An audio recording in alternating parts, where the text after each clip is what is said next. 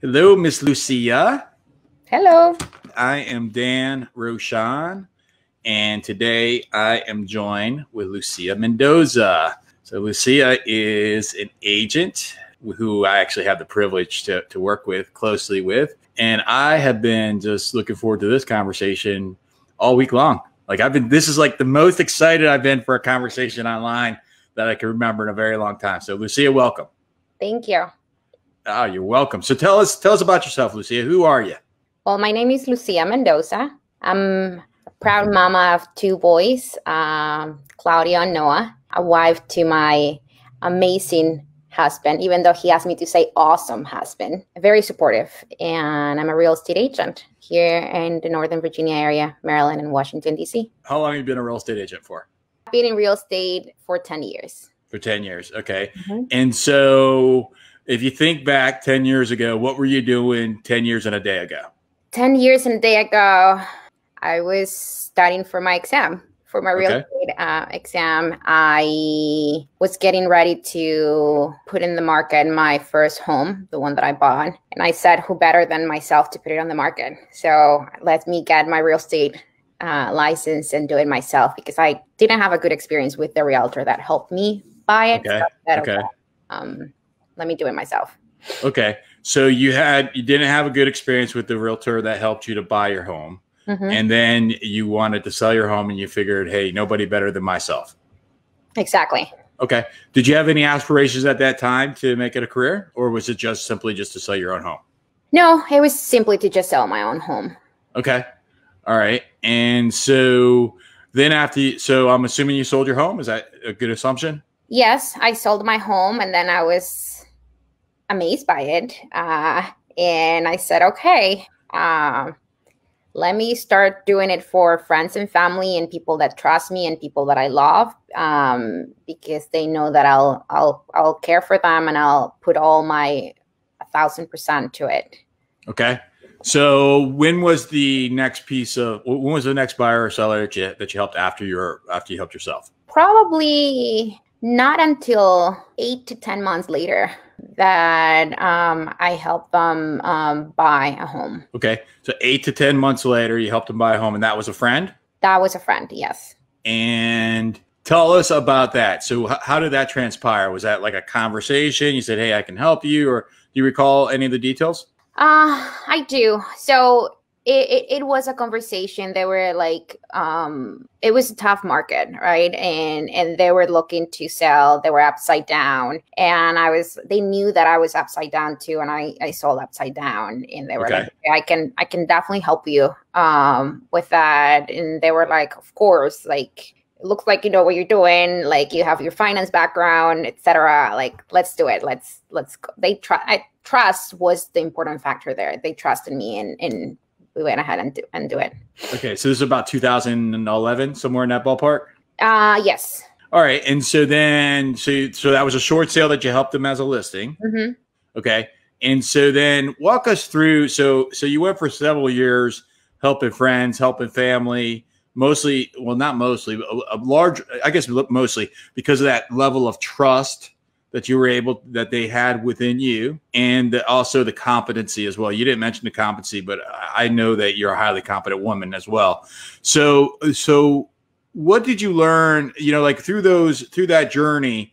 What did you learn by being a part-time agent that might be different than you as a full-time agent? Or I know you're not completely full-time right now, but you're putting, the full-time effort into it currently. Yeah. What did I learn? That I needed, as you were saying, I'm a person that really wants to know every single detail of everything before I go into it. Ask a lot of questions. I haven't called you a control freak even one single time yet. I haven't said that yet.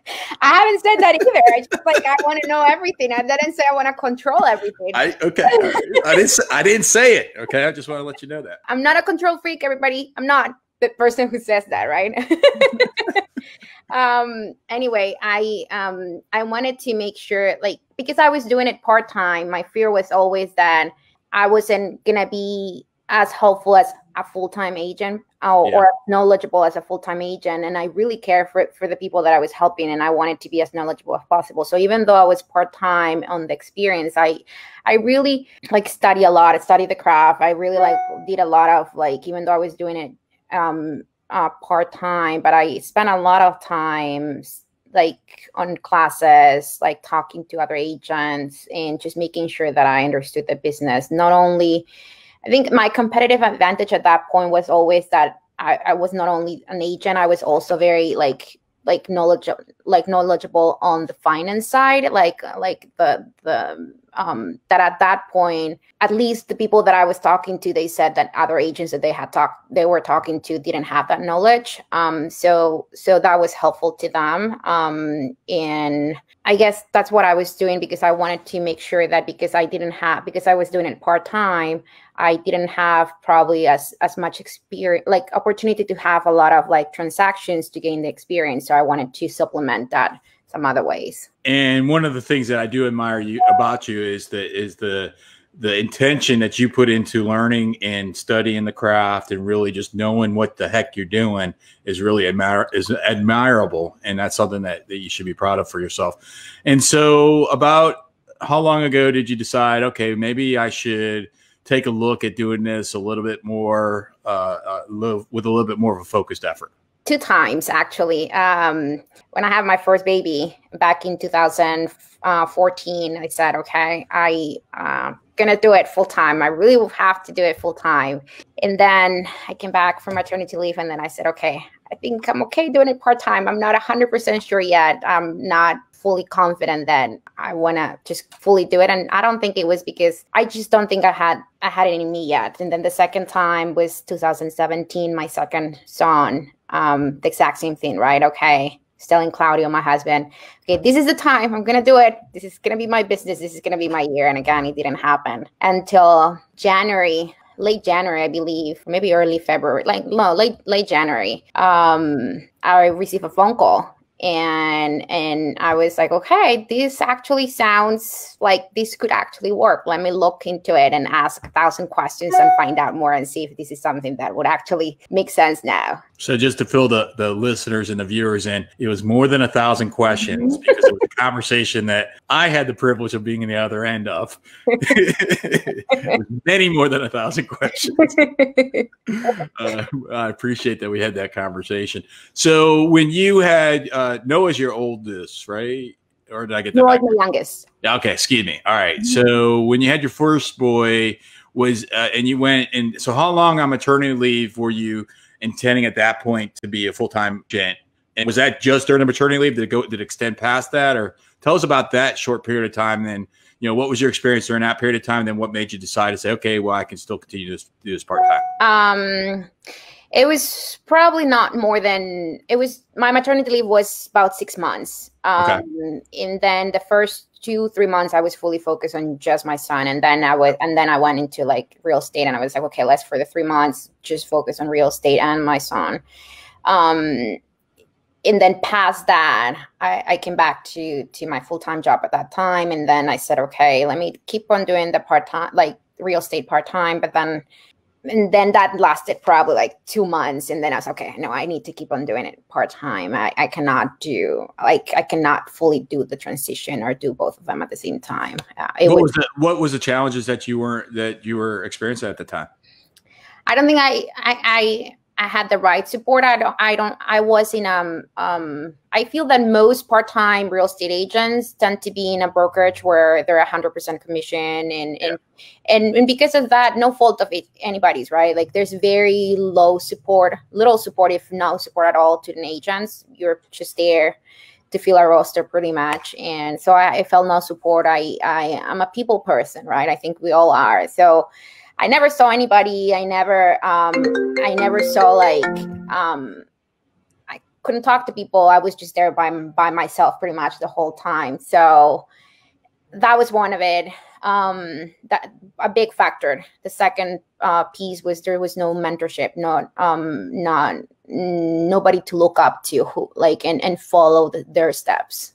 Okay. So no real ability to mastermind with colleagues and no ability to have somebody say, okay, if I follow this person, he or she, then I can sort of find the pathway in front of me. Exactly. Okay.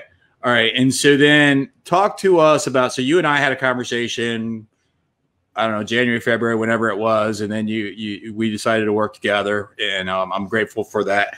So tell us about from that point of, and just be in general, because I think it's mostly important is that the listeners and the viewers get, about your experience and about your journey. So what happened at that point? And then talk to us from that point moving forward.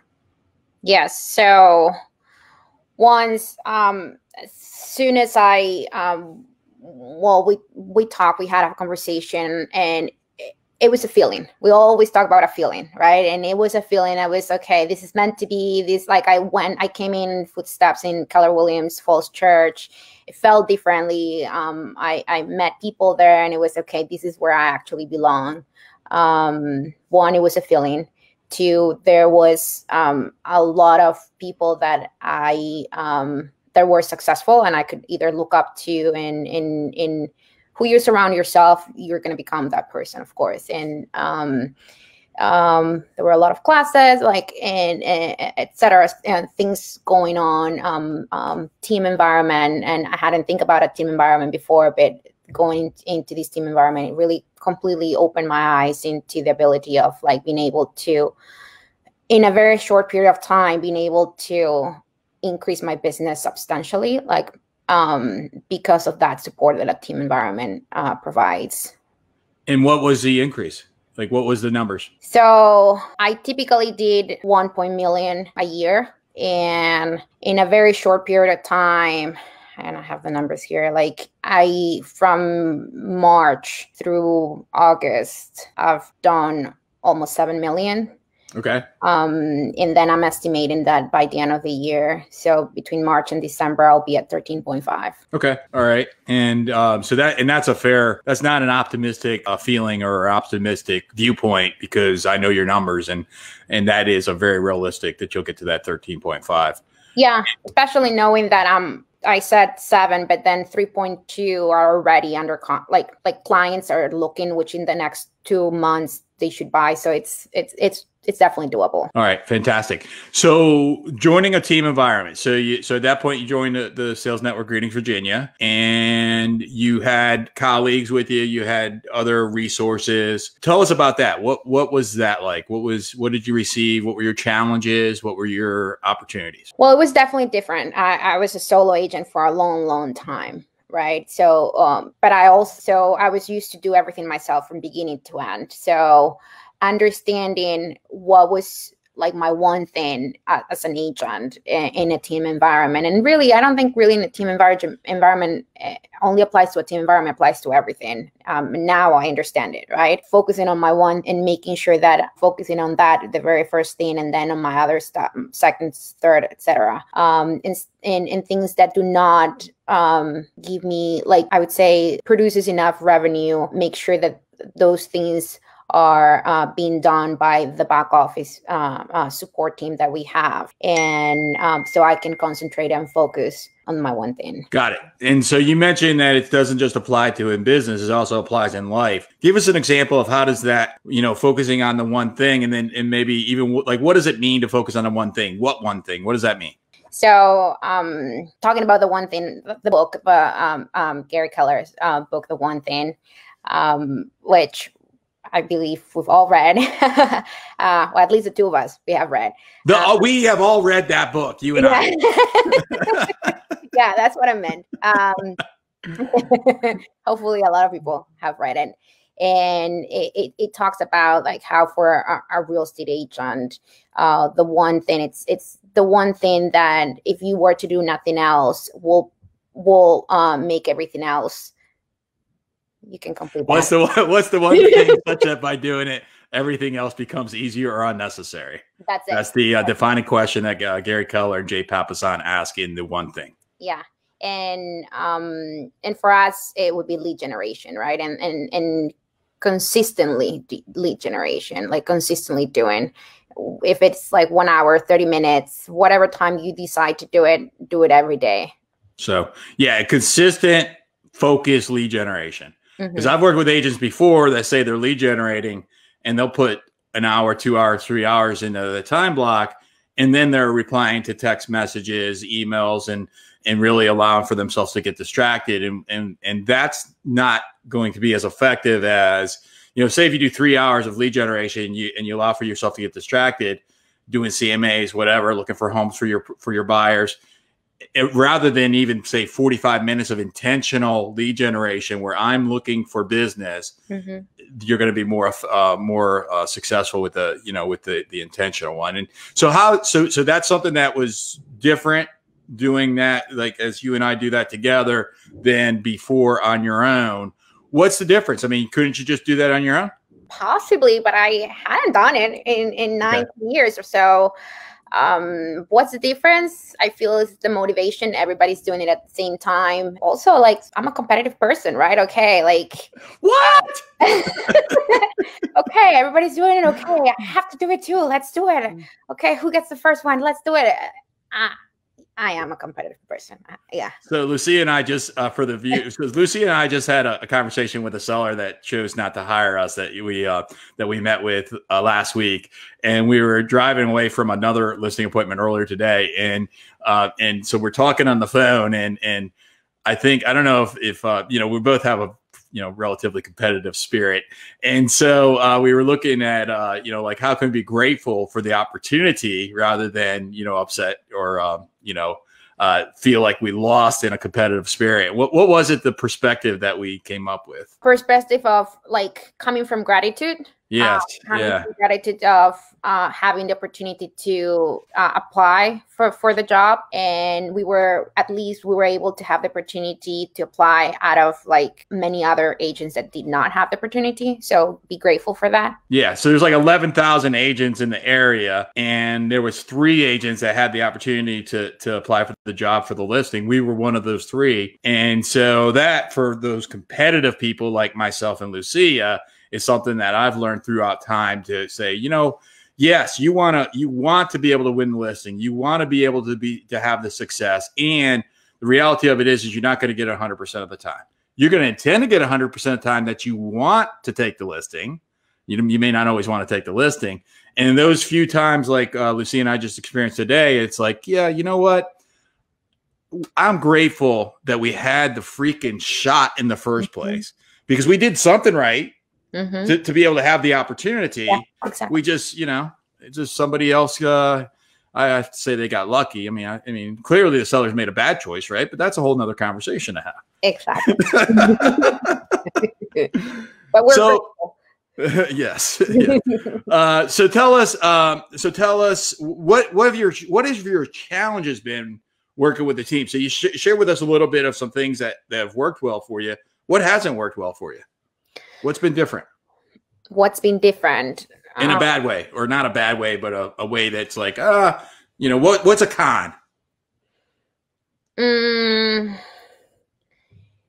That I guess a con would be that if I probably availability, not everybody's going to be available at the time that I want things to happen. And okay. I could say that I want to do it, but so going through the process right now, sometimes it could be easier to, okay, let me just do it and it will be faster. Yeah. But understanding and having faith on the process that maybe wait 20 more minutes and then the process will continue, and not being patient and give it time and trust your teammates that they'll do great. Just wait 20 minutes in. So you're talking like if you need a CMA or you need paperwork for a buyer's agreement or that type of thing is what you're talking about? Yes. Okay. Stuff that in a team environment, we as sales agents are not supposed to be doing, because that's not the one thing that generates the most revenue. So be patient and waiting for that. And if it takes a little bit longer, it just takes a little bit longer. Yeah. And so Lucia mentions the one thing, which she's completely correct on, which is mostly going to be lead generation for agents. The 5 job activities that pay money for an agent are going to be lead generate, convert leads, go on appointments, negotiate, and script and role play. So those are the 5 things that as agents we get paid for. And so if you can find yourself in an environment that you're focused primarily on those 5 things, and then you have a team of other people that are helping you with everything else, and then you've got coaching and mentorship for those 5 things so that you could be a more effective lead generator. You could practice your scripts, your dialogue, what to say, who to say it to, how many times to say it. Then you could go from 1 million to 13 million in a very short period of time. And that's just the first year. What do you expect for next year? We hadn't talked about that. I didn't talk about that. And I can tell you what I can expect, but I don't know. Okay. Exciting. Would you expect to double it from 13 to 26 at least? I think it's at least doable. It's doable. Yeah. I think that's definitely doable for you. Absolutely. So what's been so talk to us about family life. So how does the real estate impacted your family? How has it impacted my family? Tremendously. I'm a happy person. Happier person. And so that means that different ways, right? Because I'm a happier person, everybody wants to be around me. Before I wasn't as happy. And because I'm proud of myself, because I'm happy, I'm a more pleasant person to be around. I can be a better mother because of that. I can be a role model, a woman role model to my boys. And that's something that I'm really proud of, that I can show them, okay, women can work, they can be successful, they can also follow their dreams and shoot for the stars. I'm a better wife, I'm a better contributor to the family and to the household. Yeah. And I know that you have more than one job, right? Yeah. So you have a job with the financial aspect. You have your most important job of mom. You also have a job of homeschool teacher, right? And you have your job as a real estate agent. So you're juggling a lot of different balls here. How do you do that? Scheduling. Time blocking. Time blocking. All right, tell us about that. Tell us about how do you schedule? I learned it the hard way. How do you schedule? You have to schedule everything. I schedule everything. How do you do it? You first want to make sure that you know which are your top 3-4 priorities, okay, and then make time for those. Time block it in your calendar and clearly say that. And then you start filling the empty gaps with either appointments or anything else, right? But like and then everybody has their own first 3 or 4 priorities that those should be in their calendars, and then start filling as it comes. So give us an example of your first 3 or 4. Nap time with my son. I don't nap. I put him to nap. Sometimes I nap. I did not expect that coming from you. Okay, nap. Number 1 is nap. Putting Noah to nap. That's something. Okay. That's something that I very hardly deviate from. What time is nap? Between 1 and 2, or 1:30 and 2:30. Really, that's So I do that. Lead generation. My finance job, in of course, dinner time with the family. Okay. And then, did I said 3 or 4? Well, 4. And then I time block also time for appointments. Got it. So you on your schedule, you already have the appointment times. Yes. And then, okay. So I didn't know that, because you and I know that we've talked about it before, but I wasn't, okay, because that's something that I do as well, where I have all my appointments on my schedule for the rest of eternity, time blocked, and then I play the game of my job is to fill in the holes. Yeah, exactly. And if I don't fill in the holes, then I take that time for something else that is important, because I know that you exercise as well. I know that you've got a lot of like, you're a really, really focused individual, right? So you're leaving a lot out in this conversation, right? Because do you time block for your exercising? Actually, I do time block. I don't know if I follow it, but I do time block. It is in my calendar until eternity. And I have a reminder every morning, exercise. And that's something that I can definitely have an opportunity for development to actually follow every single day. Okay. We can work on that. Yeah. I just got my Peloton, so I'm excited for that. Oh, all right. We have to become Peloton friends. Mm-hmm. All right, cool. All right. So time blocking for exercise. And so time blocking has been a key to your success. And then what about time off? Like just, like family time, husband time, kid time, other, I know you have extended family close to you. What about time off? I do. And that's the dinner time, and that dinner time extends into playtime, and then, putting them to sleep, right? So that's for me, that's kind of like a whole chunk of time that I time block for. If you were a real estate agent and you were a part-time agent right now and you wanted to enter into real estate sales full-time, what advice would you give them? Trust yourself. Trust yourself. Surround yourself with very successful people that can push you to even be more successful. And consistency is the key. Consistency is the key. Mm-hmm. I love that. Thank you so much, Lucia. If I'm a home buyer or home seller in the Northern Virginia area, how do I get in touch with you? You can call me at 703-200-4641, or you can email me at lucia@greetingsvirginia.com. Tell us that phone number one more time. 703-200-4641. Fantastic. You said at Lucia speed the first time. I was like, hey, we finally got you on Lucia speed. All right, Lucia, thanks for taking the time. And I appreciate you so much. So thanks for taking the time to have this conversation. Thank you so much, Dan. Take care. Give us a thumbs up by clicking the like button below. Don't forget to subscribe to